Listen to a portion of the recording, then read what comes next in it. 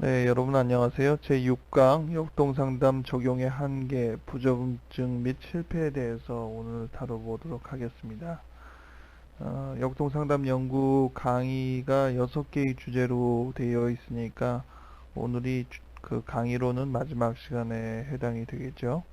학습 목표를 보시면은 이 장에서는 역동상담의 한계점을 알아보며 그 중에서 특히 통찰 상담에 있어서의 어려움을 일으키는 요인들, 그로 인한 실패들에 대해서 공부하도록 한다라고 되어 있습니다.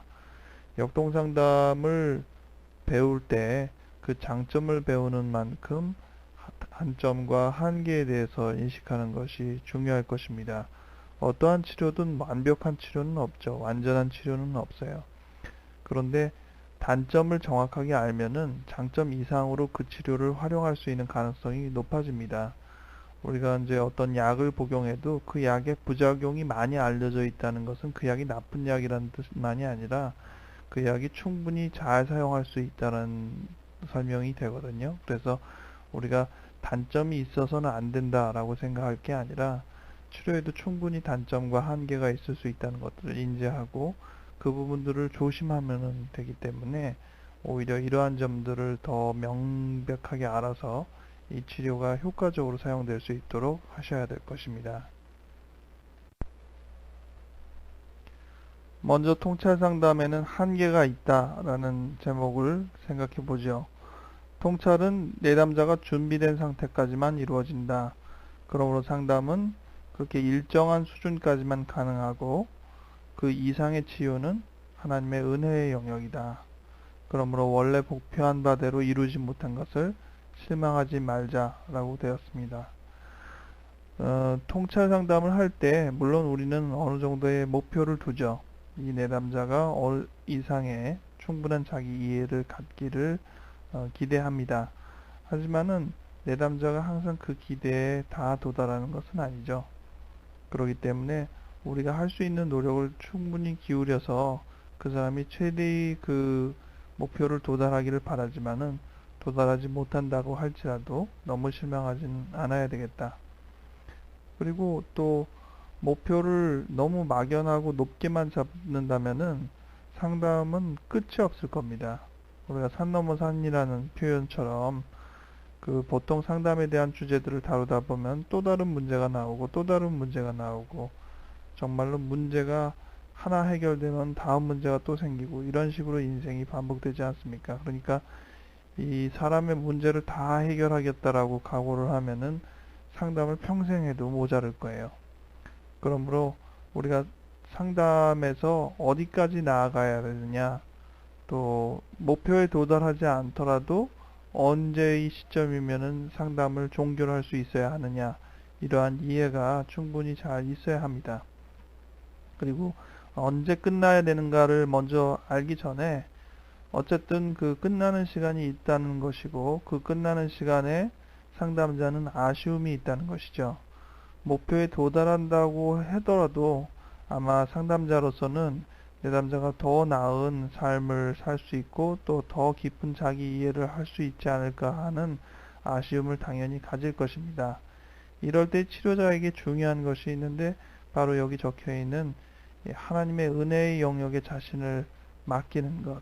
치료자로서 고집 피우거나 또 자만하지 않고 내가 할 수 있는 부분까지만 하고 나머지의 영역을 주님께 맡겨드리는 것. 이러한 자세가 매우 중요합니다. 그렇지 않고서는 상담을 내가 꼭 이루어야 될 것이다 라는 어떤 생각이 들어서 내담자를 충분히 자유롭게 놓아주지 못할 때가 많이 있습니다.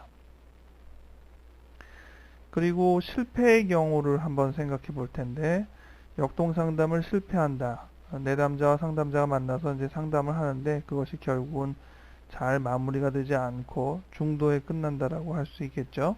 이렇게 실패하는 가장 큰 원인은 바로 치료 관계를 잘 다루지 못해서이다 라고 볼 수 있습니다. 여기서 이제 치료 관계라고 하는 용어는 우리가 전에 살펴본 그 치료 동맹 이런 용어랑 거의 흡사한 용어라고 생각하면 됩니다.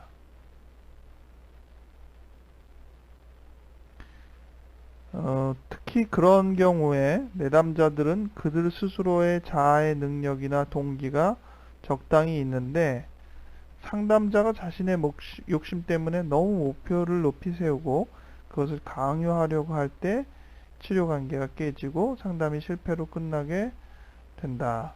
이것은 이제 모든 치료 관계의 단절의 예는 아니고 우리가 치료자로서 조심해야 될 하나의 단편일 텐데, 그러니까 내담자는 어느 정도 그 기능이 목표에 어느 정도 도달할 수 있는 소양이 있는 사람이란 말이죠.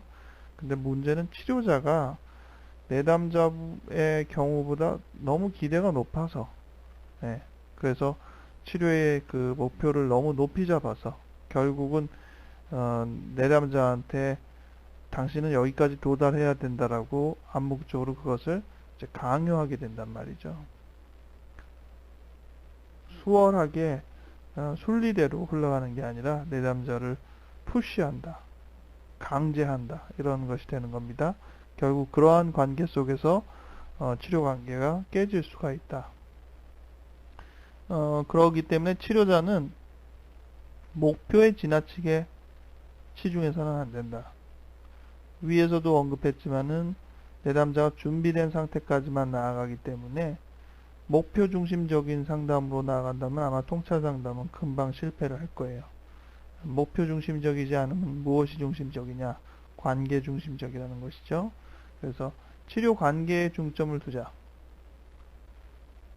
이 부분이 통찰 상담의 입장, 역동 상담의 입장에서 더 중요한 부분일 것입니다. 설령 상담의 목표에 도달하지 않는다고 해도 치료자와 내담자가 충분한 치료 동맹적 관계를 잘 유지한다면은 그 나름대로의 목표는 항상 이루어지게 마련입니다. 역동상담이 기대한 목표에 이르지 못할 때 그것은 방금 예를 든 치료자의 탓으로 귀결되는 경우도 있겠지만은 지금부터 언급되는 내담자의 탓으로 좀 더 귀결되는 부분도 있으리라고 생각을 합니다. 역동상담의 한계의 요인 중에 하나로 내담자의 문제가 너무 어린 시절 문제인 경우에는 역동상담이 잘 이루어지지 않는다라고 볼 수 있는 측면을 먼저 설명을 드리겠습니다. 너무 어린 시절의 문제라는 게 무엇일까요? 프로이트는 프로이트는 이제 정신분석이라고 용어를 했는데 분석을 할 수 있는 대상이 있고 하지 못하는 대상도 있다라는 그런 식의 표현을 했죠. 보통 할 수 있다라고 생각하는 사람들을 가리켜서 일반적인 표현으로 하면은 true history, 진정한 의미의 히스테리와 또 obsession, 강박적인 사람들, 이런 사람들이 주된 대상이 됐습니다. 이른바 이제 신경증적인 환자들을 말하죠. 그런데 그보다 기능이 더 나쁜 사람, 다른 말로 하면 그보다 더 어린 시절의 문제에 치중하여서 그 성격 발달이나 성장이 그만큼 충분히 이루어지지 않은 사람은 분석이 되지 않는다, 분석을 할 수가 없다 라고 말을 했습니다. 이 말이나 내담자의 문제가 너무 어린 시절의 문제인 경우에 역동상담이 잘 되지 않는다 라는 말이나 비슷한 의미입니다. 여기 지금 세 가지 그 시기에 대한 문제들을 언급하고 있는데, 우리가 잘 아는 대로 그 인생 전체의 발달을 볼 때 대표적으로 구강기, 학문기, 남근기 이 세 시기에 계속적인 반복이 이루어진다라는 그러한 개념들을 여러분들이 알고 계시리라고 생각합니다. 인생은 전체적으로 7세까지의 성장 과정, 이 구강기가 이제 만 1세까지 과정이지 않습니까? 그리고 학문기는 1세에서 3세, 남근기는 이제 3세에서 5세, 그래서 쉽게는 이제 1, 3, 5 이렇게 외우는데, 보통 여기는 이제 길게는 이제 7세까지, 남근기는 7세까지 보는 거죠. 그래서 보통 이제 만 7세까지의 성장 과정을 일생 동안 반복한다 라고 설명을 할 수가 있는데, 이 중에서 프로이트가 흔히 얘기하는 분석이 되는 대상이다 라고 말하는 사람은 바로 이 남근기 시절 3세에서 5세에서의 과정, 그 성장 과정에서 형성된 문제들, 이른바 신경증적인 문제들로 그 문제를 나타내는 사람들, 그리고 구강기나 항문기 시기의 문제들은 충분히 잘 극복해서 건강하게 그 단계를 넘어선 사람들이 분석이 가능한 대상이라고 말할 수 있고, 역동상담의 적절한 대상이라고 할 수 있습니다. 그래서 먼저 그 앞을 보지 않고 이 C, 남근기 이후의 시점을 보자면은 3세에서 4세 이후의 시기다라고 되어 있는데, 이때는 이미 이 부모와의 관계에서의 문제는 잘 결국은 이 삼각관계를 형성하는 것이죠. 남근기가 특히 이 웨디푸스 컴플렉스라고 부르잖아요. 오이디푸스 갈등 컴플렉스라고 부르는데, 요 전 단계로 볼 수 있는 항문기는 이 부모와의 관계라고 안 하고 엄마와의 관계라고 말을 하죠. 그래서 굳이 이제 항문기와 남근기의 차이를 보자면은 그 아버지가 등장하는 것입니다. 그 전까지는 이제 엄마와의 관계로 볼 수 있는데, 이 세 번째 단계에서 들어와서는 이제 아버지와의 관계까지 등장하는 것이죠. 근데 이것이 이제 그 역동상담의 한계 요인에서 과연 어떤 차이를 볼 수 있느냐? 항문기까지는 엄마와의 관계를 통해서 기본적인 대인관계의 틀이 잡혀 있는 상태를 말합니다. 그래서 말로는 이제 부모와의 관계라고 되어 있는데, 그것은 이 기본적인 대인관계의 부분들을 어느 정도 극복한 시점에서 다양성을 경험하는 시기라는 것입니다. 다양성. 그러니까 대인관계도 이제는 기본적인 것이 아니라 대인관계의 이제 심화 과정이라고 할 수 있죠. 남근기 시기는. 그래서 기본이 일단 돼 있는 상태이기 때문에 이 사람들은 역동상담을 어느 정도 할 수 있는 기반이 되어 있다라는 것이죠. 그리고 문제라는 것은 웨디푸스 갈등과 관련된 정신 내적인 자기 안에서의 갈등이라는 말입니다. 신경증이라는 표현이 그런 것인데, 어떤 사람과의 관계 안에서 복잡하고 힘든 그런 문제가 아니라 자기 안에서, 자기 영역 안에서 갖고 있는 갈등과 근심이 된다는 것이죠. 그렇기 때문에 이러한 대상은 역동상담에 큰 무리가 없는 대상이 돼요.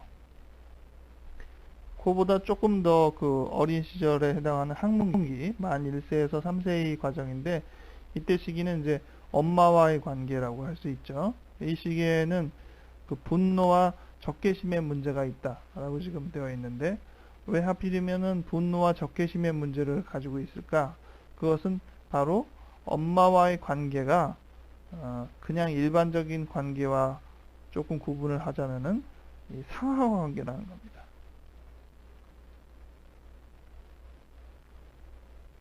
그래서 그림을 그릴 때도 이제 엄마를 위에다 그리고 나를 밑으로 그려서 그 상하관계적인 위아래의 그림의 틀을 보죠. 이 밑에 이제 그 남근기 시절은 오히려 그림을 그리자면 엄마와 나와의 그 기본적인 틀 안에 제3자가 이렇게 들어가는 이러한, 그래서 삼각형이 형성이 되는데, 이 제3자는 꼭 나보다 위에 있는 대상은 아닙니다.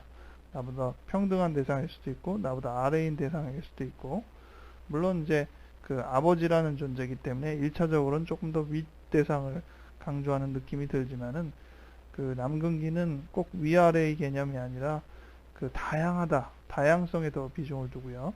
항문기의 이 시기는 상하관계에 비중을 많이 둡니다. 즉 엄마가 계속 아이를 해라 하지 말라는 그 훈육을 통해서 아이와 교류를 하는 것이거든요. 그래서 이 시기에 왜 분노와 적개심의 문제를 나타내느냐, 바로 이 훈육의 대상이 되는 어머니의 권위 내지는 어머니의 통제, 여기에 대한 아이의 억압된 그 반응이 바로 분노와 적개심일 수 있다는 것이죠. 그런데 이러한 감정을 그냥 드러내나요? 다 참잖아요. 그래서 억압한단 말이에요. 그래서 마음 안에서는 분노와 적개심이 올라오고 또 겉으로는 그것을 억압하고 결국 그 안에서 이제 균형을 이루는데 그 균형에 이제 많은 에너지를 쓰는 시기라는 거죠. 항문기의 문제라는 건 그런 것이라는 겁니다. 그래서 이러한 시기의 문제는 그 남근기 시절의 문제에 비해서는 통찰의 가능성이 조금 더 떨어집니다. 조금 더 일찍의 문제이기 때문에 약간 쉽지가 않아요. 하지만은 전혀 못하는 대상은 아니다. 그래서 통찰 상담을 할 수도 있고 못할 수도 있는 그런 이제 애매한 중간 단계에 해당되는 것이 학문기 시절에 해당되는 사람들의 문제들입니다. 근데 이보다 더 어린 시절의 문제, 이제 만 1세까지의 성장 과정에 해당하는 구강기에 형성되는 문제들은 전 언어기, 아직 언어로 교류하지 않는 단계입니다. 어머니와 아이가 그 비언어적인 의사소통을 가지고 교류하는 단계죠.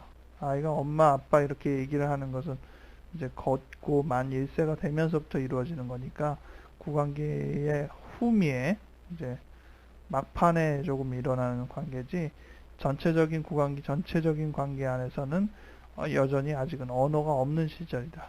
그리고 이제 베이직 트러스트의 문제다라고 되어 있는데 이 베이직 트러스트라는 표현은 에릭 에릭슨이 쓴 표현이죠. 기본적인 신뢰라는 뜻인데 이 만 1세까지의 과정은 바로 그 이 세상이 살만한가 그리고 사람들이 모름지기 믿을 만한가라는 그 인격 형성의 가장 기본이 되는 부분을 구성하는 시기입니다. 그러니까 이 시기가 제대로 형성이 안 되면은 이 시기에 문제가 있다면은 그에게 있어서 기본이 안 돼 있는 거예요.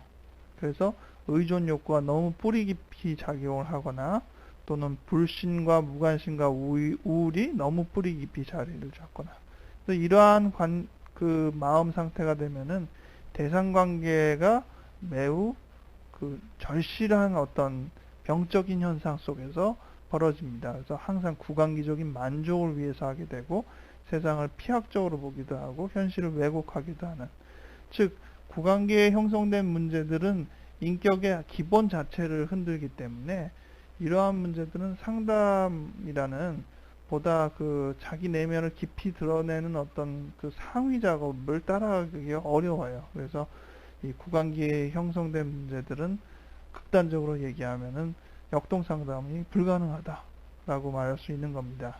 이 시기의 문제라는 것은 역동 상담적인 접근으로 할 게 아니라 이른바 지지 상담, 보다 감싸 안아주고 돌봐주고 그리고 채워주고 하는 보다 지지적인 상담 방식이 도움이 되는 것이지 우리가 알고 있는 바 그 자기를 분석하고 고통을 견뎌내면서 자기를 들여다보고 자기를 객관화하는 작업이 되는 이러한 역동상담적인 맥락은 이 구강기의 문제에 있는 사람들한테는 벅차다라고 할 수가 있겠습니다. 내담자의 탓으로 역동상담이 그 잘 이루어지지 못하는 즉 한계를 갖게 되는 부분들을 살펴보고 있는데 그 시기적으로 볼 때는 그 구강기와 항문기 그러니까 만 한 3세까지의 문제 그 부분으로 심각한 어떤 결함이 있는 경우에는 역동상담을 진행하기에 내담자가 따라가기가 버겁다라는 것들을 볼 수 있었습니다. 근데 이것을 이제 그 어떤 기간, 시기, 그러니까 몇 세부터 몇 세까지 문제라는 이러한 그 발달학적인 관점이 아니고 현상학적으로 어떤 문제가 나타나면은 상담이 어렵겠다라고 하는 보다 이제 현상적인 부분으로 보자면 어떠한 부분이 그 한계를 나타내는 부분인가라고 다시 이제 재질문을 해볼 수 있죠.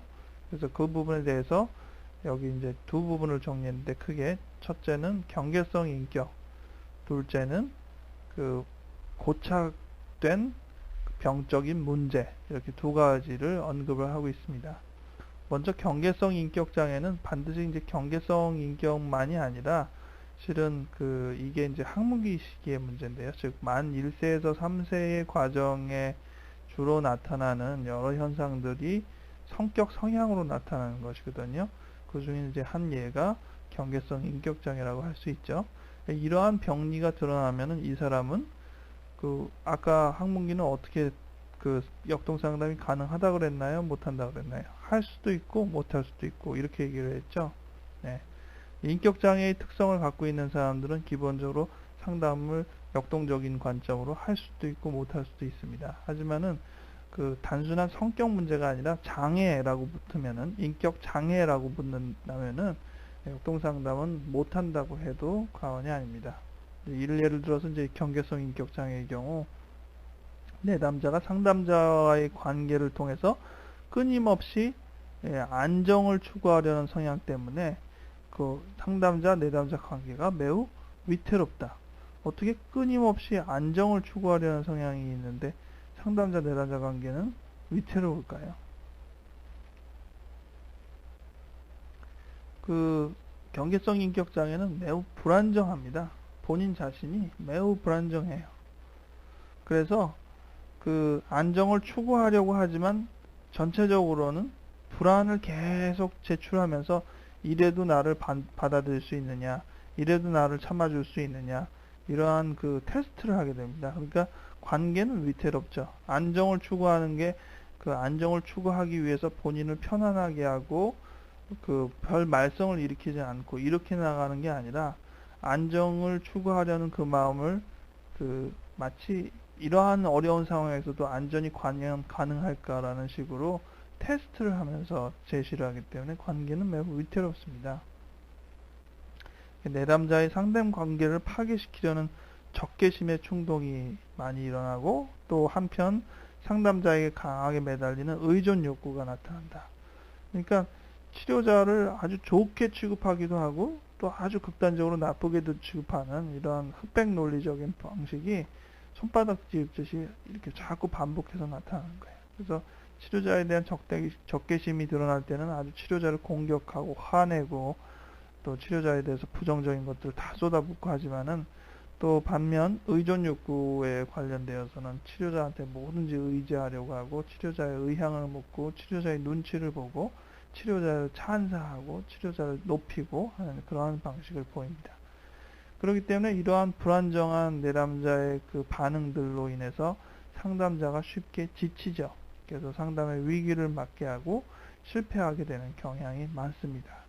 그래서 내담자가 이러한 경계성 인격 성향을 드러낸다면은 역동상담을 유지하는 것들은 거의 불가능해 보인다라고 생각할 수 있습니다. 물론 이러한 경계적인 특성을 갖고 있는 사람 중에서도 꾸준히 그리고 아주 일관성 있는 치료자의 태도를 통해서 이 분석적인 상담에 준하는 상담들을 할 수 있도록 끌어당기는 예들도 있습니다. 대신 그러려면 이제 치료자가 경험도 많고 이런 경계성 인격 장애에 대한 이해가 풍부해야 되겠죠. 경계성 인격 장애 외에도 내담자의 어떤 병적인 문제가 고착적으로 드러나는 경우들을 몇 가지 더 살펴볼 수 있겠습니다.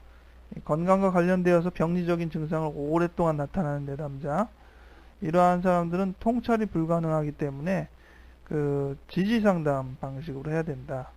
그러니까 어느 한 부분에 너무 치중한다는 거죠. 집착이 심하다는 겁니다. 병적인 것도 이렇게 회복되는 게 아니라 자꾸 거기에 머물러 있다는 것이죠. 그러니까 이러한 경우에는 역동상담적인 맥락으로 접근하기 어렵다라고 할 수 있는데, 여기 이제 몇 가지 예가 있습니다. 첫 번째, 뇌손상 환자. 뇌손상 환자는 뇌 자체의 기능이 벌써 손상이 되어서 정상적인 이런 상담 현장의 틀을 수용하기 어려울 때도 있죠. 그리고 여기서 적혀 있는 대로 뇌의 손상으로 인해서 의심이 많다든지 또는 성적으로 또 공격적으로 이러한 변화가 일어나서 치료관계 유지 자체가 어려워지면은 당연히 이제 상담을 유지할 수가 없으니까 역동상담을 못하죠.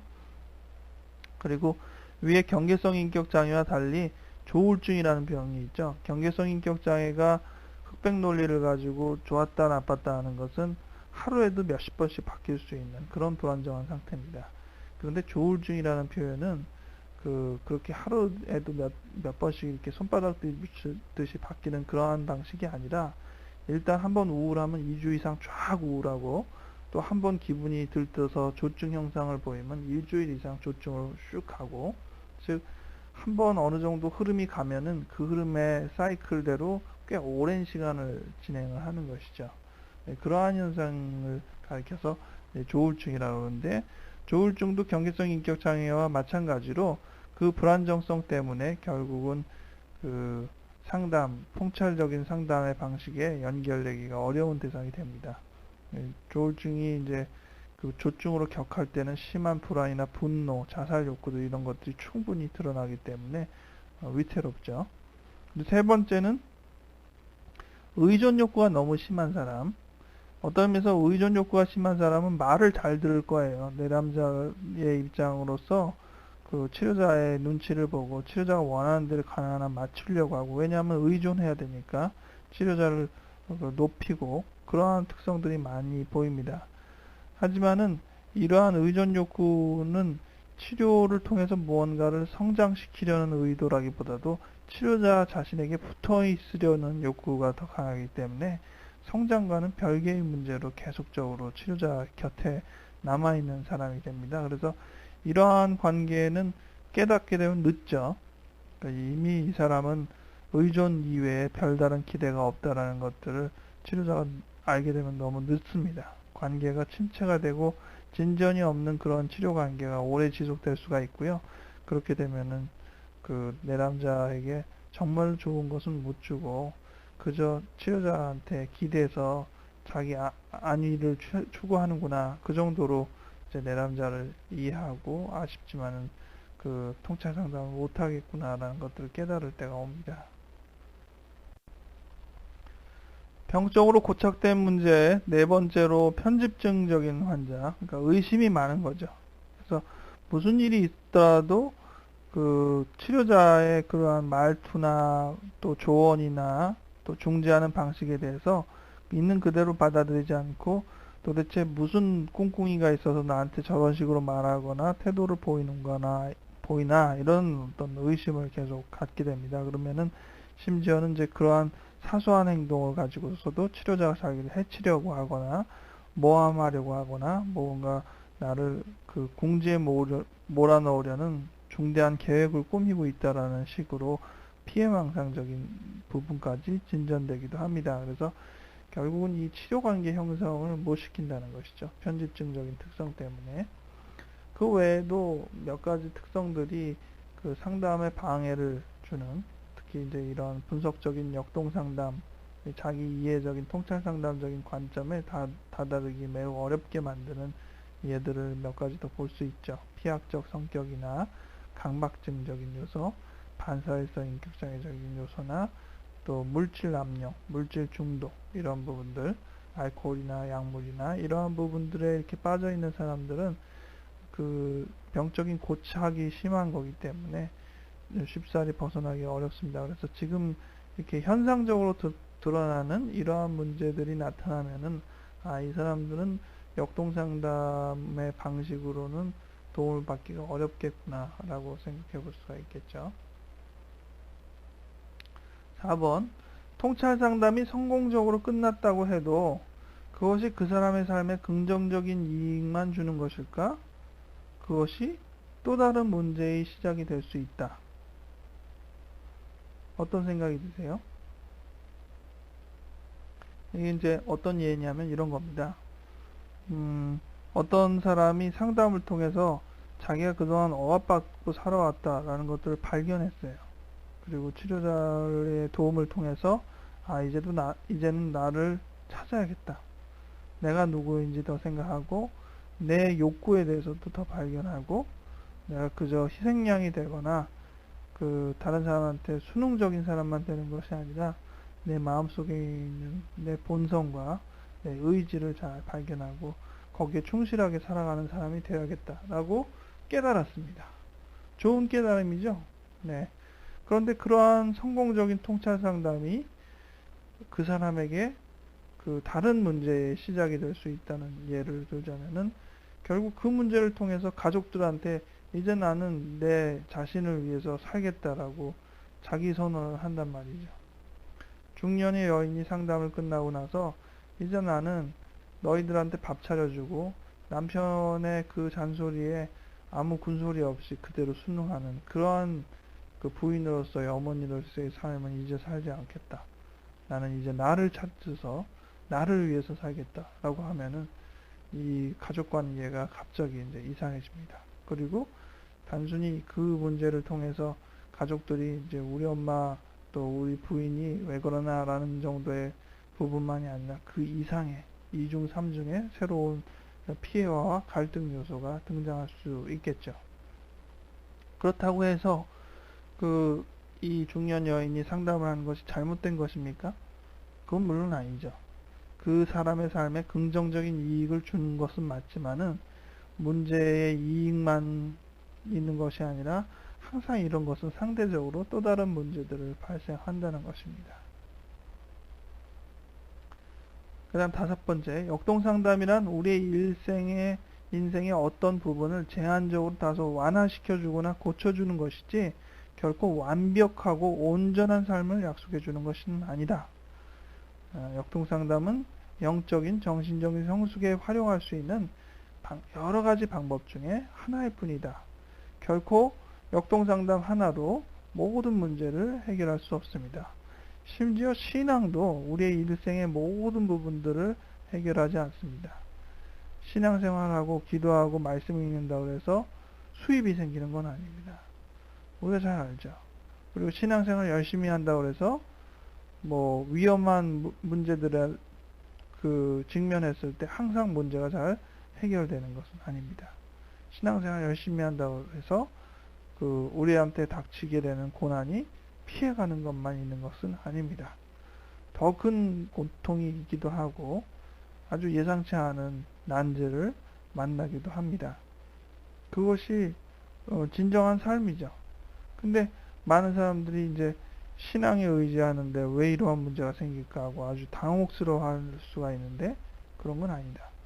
역동상담도 우리에 대해서 여러 가지들을 많이 깨닫고 도움을 주는 데 있어서는 유익하지만은 이 방법을 통해서 모든 것을 해결할 수 있는 건 아니다. 심지어 신앙도 우리의 모든 것을 해결하는 것이 아니듯이 우리에게 있어서는 이렇게 항상 어떤 요소든 통합적인 견제가 중요해요.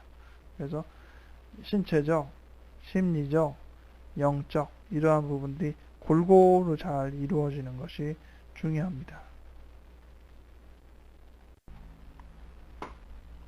역동상담이 이렇듯 나름대로의 그 한계와 또 치료가 실패로 돌아가는 경우에 내담자의 탓과 상담자의 탓이 어떤 것이 있나라는 것들을 조금 살펴봤는데, 그럼 이러한 여러 가지 정황 속에서 기독상담자로서는 어떤 자세를 가져야 할까, 이러한 점들을 같이 생각해 보는 게 좋겠어요. 우리가 역동상담을 하는 사람이라고 말한다면은 이런 역동상담을 생각하고 적용해 보는 우리의 자세에 이 기독교인으로서의 태도는 어떻게 들어가는 것이냐. 이럴 때 우리가 중요한 것은 여기 적혀 있는 대로 상담을 해 나가면서도 그 속에서 이루어지는 가치관, 그리고 목표, 이러한 부분이 우리 신앙에 적합한가, 하나님의 뜻에 맞는가를 계속 질문해 나가는 작업이 필요합니다. 상담자가 여러 기법들을 가지고 내담자를 만나지만은 내담자를 만날 때 은연중에 가장 많이 전달되는 것은 상담자의 철학입니다. 상담자가 무엇을 중요시 여기고 어떠한 윤리관과 어떠한 세계관을 갖고 있는지가 가장 중대하게 내담자에게 전달이 됩니다. 기법은 치료자 자신한테 중요한 것이지 내담자한테는 실은 별 의미가 없을 때도 꽤 많아요. 그래서 우리가 과연 어떠한 그 세계관과 어떠한 윤리관을 갖고 있느냐, 그것은 당연히 신앙에 기초하는 것이잖아요. 그래서 기독상담자로서의 올바른 자세는 바로 이러한 세계관과 윤리관에 있어서 신앙의 원리를 따르는 사람이 되어야 할 것입니다. 통찰상담이 잘 되고 못 되고를 어떤 점을 통해서 예견할 수 있을까? 좀 전에 말씀드린 어떤 병적인 현상이 있으면 이 사람과는 상담을 제대로 시작도 못하겠다라고 말할 수 있죠. 그런데 상담을 일단 시작은 했는데 과연 이 상담이 잘 될까? 아니면 좀 부족한 점이 많지 않을까라는 예상을 할 수 있는 면에 있어서도 우리가 몇 가지 요인들을 통해서 생각해 볼 수 있습니다. 먼저 이제 상담 밖에 이러한 요인이 있으면은 상담의 그 결과가 썩 좋지 않을 것이다 라고 예상할 수 있는 점들이 있죠. 첫 번째, 어린 시절부터 심각하게 부적응적으로 자란 경우. 어린 시절 얘기를 이렇게 쭉 들어봤는데 어린 시절의 이야기가 듣기가 굉장히 부담스러울 정도로 부적응적인 요소가 많이 있어요. 그것은 아까 그 발달학적인 면에서 볼 때도 구강기와 항문기의 문제가 중요하면은 이 분석적인 역동적인 상담 방식들을 적용하기에 한계가 있다라는 말과 대동소이합니다. 그 다음 두 번째, 한 번도 좋은 대상관계를 맺은 적이 없는 경우에는 이 사람의 상담 결과도 썩 좋지 않을 것이라고 예상할 수 있을 것입니다. 상담자가 내담자의 이 관계들을 이렇게 들어볼 때 많은 사람들과 무난하게 지낸 사람들은 자기에 대해서도 무난하게 바라볼 수 있는 시각이 있어요. 왜냐하면 여러 사람들과 교류를 하다 보면은 자기에게 여러 가지 피드백을 주거든요. 그래서 그 얘기를 통해서 많이 자기를 다듬는 경향들을 보입니다. 근데 이런 좋은 대상 관계를 맺은 적이 없는 사람이라면은 그 치료자의 말조차도 자기한테 유익이 되는 방향으로 받아들이지 않고 다른 자기 마음대로 자기의 유리한 방식으로 자기가 생각하기 좋은 방식대로 나름대로 해석하게 될 가능성도 많이 있죠. 또 심리학적 심성이 없는 경우, 심리학적 심성이라는 것은 자기를 돌아보는 자기 성찰 능력이라고 했죠. 내담자가 무슨 얘기를 듣고 치료자가 질문하거나 이런 것들을 듣게 되면은 과연 그럴까? 내지는 정말 그랬나? 혹시 무엇이 있었나? 이렇게 생각해보는 자세, 자기를 성찰해보려는 자세가 필요한데 이런 것들이 상담 중간에 별로 드러나지 않는다. 그러면 이 상담은 결과가 썩 좋지 않겠구나. 당연히 예상을 할 수 있을 겁니다. 심한 행동화를 보일 때 말로 해야 되는 상담인데 차분히 그 자리에서 상담의 그 기법, 그 기준에 충실하지 못하고 욱하는 마음에 박차고 일어난다든지 말보다 행동을 앞세워서 그 통제적이지 못한 양상들을 보인다. 이럴 때에도 이 상담은 결과가 썩 좋지 않겠구나 예견할 수 있는 요소가 될 겁니다. 또 말 그대로 상담을 오래 했는데도 진전이 없다. 그러면 앞으로 더 오래 해도 상담에 큰 이득이 없겠다라는 생각을 하게 되죠. 그래서 얼마까지 우리가 진전이 없어도 상담을 계속 붙잡아야 되나, 이것에 대한 정답은 없어요. 여러분들이 나름대로 그래도 견딜 만큼 최대한 내담자 그래도 다른 기회를 만나면서 변화되지 않을까라고 생각을 하면서 내담자를 붙잡지만은 긴 시간이 지난 동안에도 내담자가 특별한 변동이 없고 진전이 없다면은 치료자로서 오히려 내담자를 위해서라도 두 사람의 관계를 이제 정리하고 새로운 치료자를 만날 수 있는 기회를 주는 게 좋습니다. 그 다음 정신병원에 입원한 경험이 있을 때라는 말은 달리 말하면은 그만큼 병적인 문제가 심각하게 있을 때라고 볼 수 있는 겁니다. 꼭 병원에 입원했느냐 안 했느냐의 문제가 아니라 보통 우리가 이제 병원에 입원한 정도라면은 그러한 그 병적인 현상들은 심각한 요인일 때 입원을 시키잖아요. 그래서 그러한 입원 경력이 있다라고 하면은 일단 이 내담자는 이 통찰 치료적인 방식, 역동 상담적인 방식을 충분히 적용하기엔 부족한 점이 많겠구나라고 생각할 수 있으면 됩니다. 상담의 예후를 상담 현장 안에서 볼 수 있는 측면으로 판단할 수도 있습니다. 상담하는 도중, 상담 그 세션이라고 그러죠. 시간 안에서 상담을 하는 동안에 지금과 같은 면들이 나타나면 이 상담은 결과가 좋지 않을까라고 예상하게 되는 것이죠. 첫 번째, 해석에 잘 반응을 한다. 그리고 해석을 하고 나서면은 상담에서 여러 가지 건설적인 증거를 보인다. 그러니까 어떤 얘기를 치료자가 하거나 화두가 던져지면은 그와 관련된 상담 현장 안에서 또 상담 밖에서의 그 여러 가지 그 비슷한 어떤 사례들을 자기와 관련된 부분들, 기억들을 이렇게 제공을 한단 말이죠.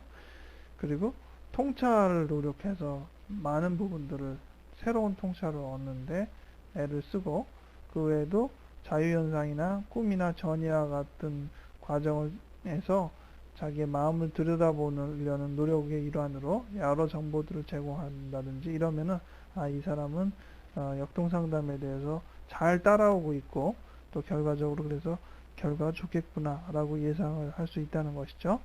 반면 해석에 심한 혼란을 겪거나 또 반응이 없거나 또 전이 반응이 전혀 안 나타나거나 오히려 전이가 너무 심각하거나 또 치료자가 해석을 해줬는데도 불구하고 행동화가 계속되거나 또 꿈이나 자유현상이 생산적인 부분으로 이렇게 나아가지 않고 그 쓸데없이 그냥 그 내용 자체에만 치중되어서 어떤 그 발전적인 이해가 없는 식으로 끝나든지 이러한 면들이 상담 현장 안에서 계속 드러난다면 이 내담자는 이 역동상담을 통해서 우리가 기대하는 것보다 오히려 얻는 것들이 부족할 수도 있겠다라고 생각할 수 있는 것이죠.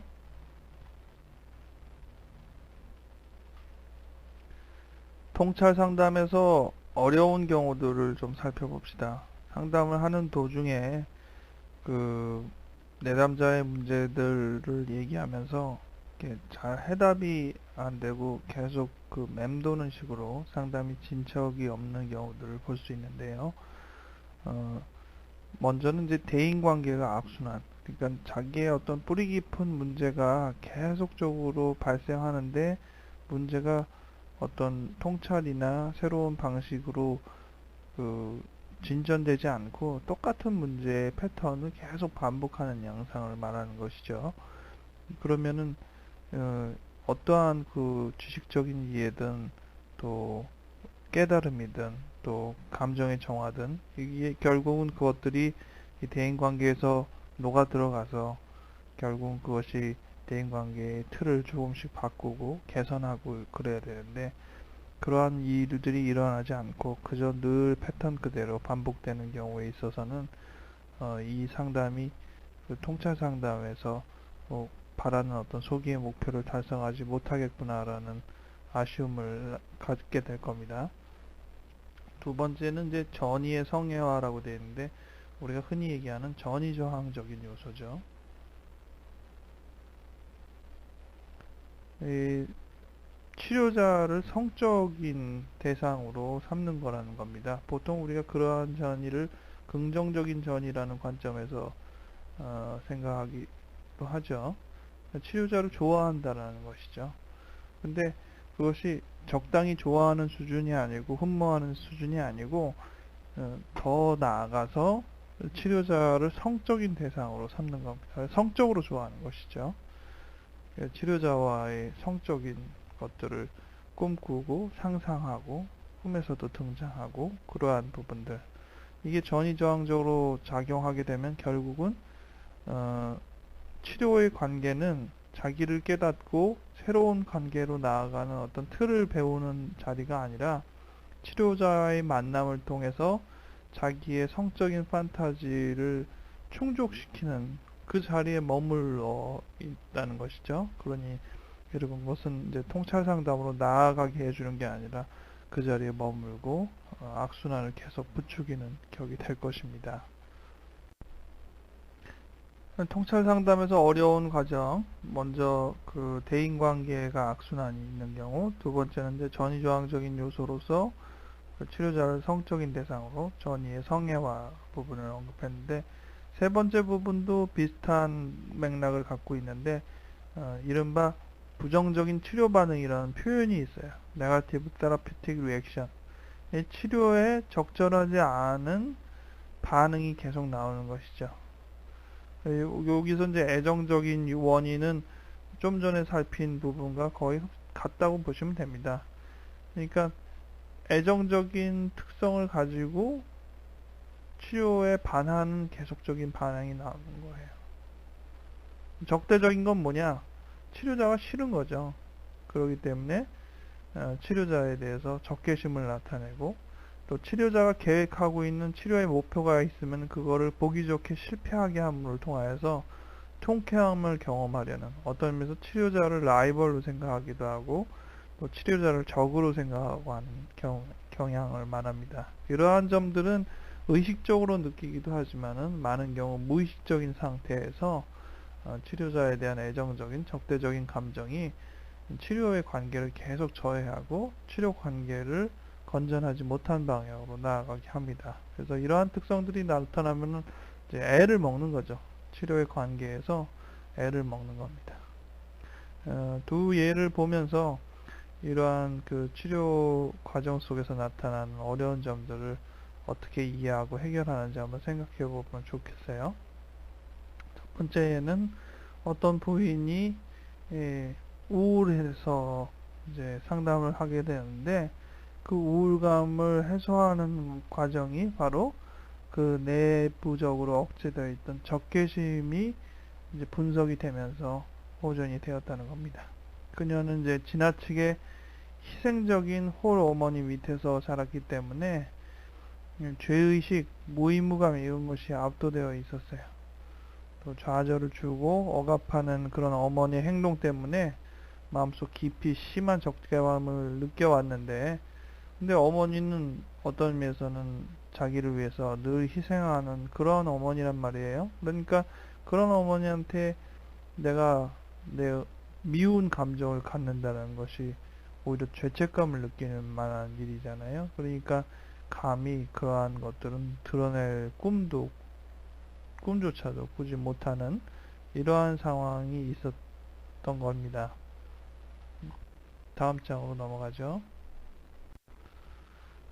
이러한 내담자가 그 자기 마음속에 있는 적개심을 잘 발견하게 되고, 내가 이게 실은 상대방에 대한 조그만 부정적인 마음이라도 느끼면은 그것들을 표출하지 못하고 억제하는구나 라는 걸 발견해서 이 회복됐다는 건 참으로 다행스러운 일인 것이죠.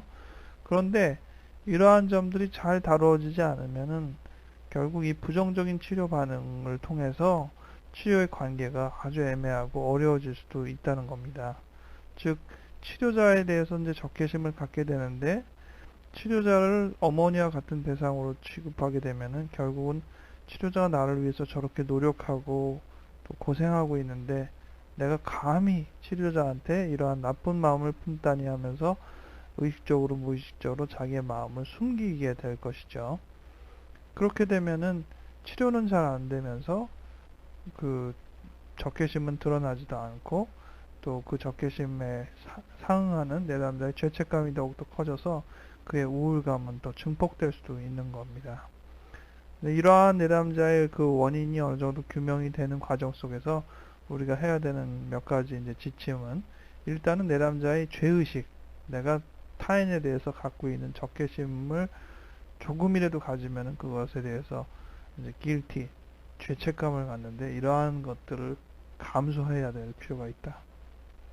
실행되지 않은 적대적인 감정은 범죄나 죄악이 아니다. 단지 문제와 증상을 일으키는 동기에 불과하다. 오히려 그러한 감정은 잘못으로 나아가기보다는 자기를 해친다는 것이죠. 그 다음 두 번째, 적개심을 무의식적으로 자기 자신에게 돌리고 있음을 지적해서 분노를 자기 안으로 돌리는 게 아니라 겉으로 드러나게 하도록 내담자를 유도해야겠죠. 그렇다고 실제 대상한테 화를 내라 이렇게 가르치는 건 물론 아닙니다. 내 마음속에 분노가 있다는 걸 인지하고 그렇게 표현하라는 것이죠. 내가 지금 누구를 미워하는구나 라고 말하기 도와주는 겁니다. 세 번째, 해석으로 인해서 적개심이나 죄의식이 강화되지 않도록 조심해야 된다. 예를 들어서 이제 어머니에 대한 분노가 드러나고 있을 때 그 적개심을 내담자가 충분히 인식하도록 격려를 해줘야죠. 잘했다. 어머니에게 있어서도 당신이 물론 그런 분노하는 마음이 충분히 있을 수 있다. 격려해줘야죠. 하지만은 그것이 현실에서 강화돼서 어머니한테 삿대질하고 욕하고 화내게 해서는 안 되는 일이겠죠. 하지만 그럼에도 불구하고 어머니가 그럴 수밖에 없는 이유, 그리고 내담자를 사랑한 측면, 그리고 그의 마음속에 있는 적개심, 이러한 것들을 통합적으로 바라볼 수 있도록 도와주는 것이 필요하겠죠. 치료자는 전체적으로 내담자가 자기의 감정을 직면하는데 저항을 줄이고 잘 직면할 수 있도록 돕는 것이 중요합니다. 감정을 옳고 그름의 잣대에서 벌써 세워서 나쁜 감정이라면 무조건 덮어버리는 이러한 방식이 아니라, 어떤 의미에서는 나쁜 감정이라고 할지라도 충분히 내 감정이라면은 느껴보고 그 감정은 또 어떠한 본질이 있는지를 생각해보게 하는 기회가 중요한 것이죠. 이러한 과정은 잘 이루어지면은 내담자에게 중요한 계기가 되겠지만은, 이러한 과정이 적절하게 잘 이루어지지 않으면은 이 통찰 상담의 관계를 매우 어렵게 만드는 부정적인 치료 반응의 요인으로 작용할 수도 있습니다. 두 번째 예를 한번 볼까요? 이제 한 부모가 있는데 그 한쪽 부모가 한쪽 부모를 깎아낸다. 가령 예를 들어서 엄마가 아빠를 많이 평가절하한다. 아빠가 엄마를 무시한다. 뭐 이런 식으로요. 그리고 애는 한쪽 편을 들어서 다른 부모에게 반대하는 행동에 의해서만 한 부모의 사랑을 얻을 수 있다고 느끼게 되는 경우. 즉, 이제 아빠가 와서 엄마 욕을 막 하는 거예요. 네 엄마는 말이야, 뭐도 안 하고 이 부인으로서 해야 될, 너 어머니로서도 너한테 제대로 못하지 않냐? 라고 할 때 그 말에 맞장구를 쳐야 되는 거예요. 그렇죠. 엄마는 뭐 아무것도 안 해줘요. 아닌데요? 이렇게 얘기할 수가 없다는 거죠. 그래서 모름지기 상대방을 깎아내리고 폄하하고 그럴 때 거기에 맞장구를 치고 거기에 동조해야만이 지금 말하고 있는 상대의 인정이나 지지를 얻게 된단 말이죠. 그렇게 되면은 심지어는 양쪽이 서로를 폄하하고 깎아내리는 경우가 있잖아요. 그러면 아이는 엄마랑 있을 때는 아빠 욕을 하게 되고, 또 아빠랑 있을 때는 둘이서 같이 엄마 욕을 하게 되고, 이제 이렇게 되는 경우의 예를 우리가 생각해 볼 수 있을 겁니다. 다음 장이요. 평가절하는 그 양쪽의 부모의 편승하고 말을 하는 사람에게 있어서 보이는 태도는 어떻게든 상대방의 눈치를 보게 된다는 방식을 드러낼 수 있죠. 그렇기 때문에 이러한 내담자가 치료자를 만나서 협조가 처음에는 잘 되는 것 같은 느낌을 받을 수가 있어요. 순응하는 것이죠. 그리고 치료자가 말하면 맞아요 선생님 하면서 치료자의 말을 그대로 받아들입니다. 스펀지처럼 그대로 흡수해요. 그러면은 이 문제를 제대로 평가하지 않는, 세밀하게 관찰하지 못한 치료자는 오히려 자기가 내담자를 잘 이해하고 있다라는 착각에 빠지게 됩니다.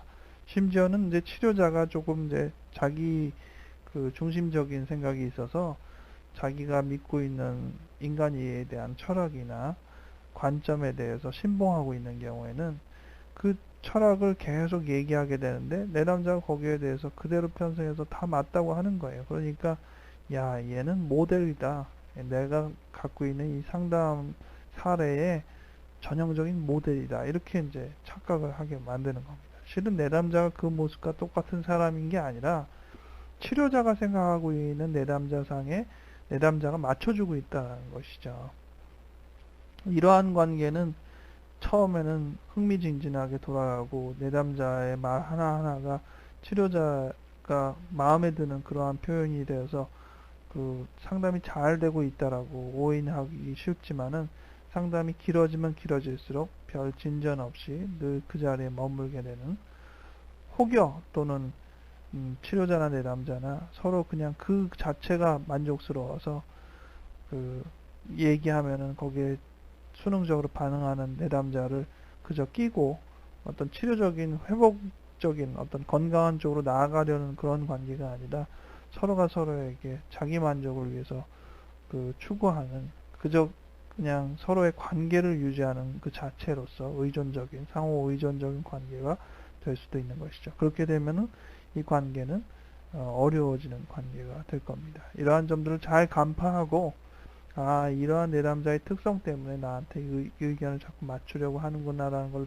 제대로 알고 제대로 직면하게 도와준다면은 어려운 난제를 잘 해결할 수도 있겠죠.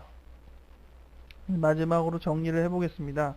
이제 어려운 사례들 또는 실패라고 할 수 있는 사례들이 있는데, 상담에서 어떤 사람은 실패는 아주 그 예고하지 않은 식으로 그냥 절연하는 경우, 즉 다음 상담을 오겠다고 분명히 얘기했는데도 전혀 연락 없이 그 관계를 끊어버리고, 또 왜 안 오느냐라고 이렇게 연락을 했는데도 그 연락을 다 그냥 커트해버리고 잘라버리고, 이러한 경우에 이런 극단적인 그러한 경우가 아닌 한은 모든 상담은 실패라고 부를 필요는 없다라고 하기도 합니다.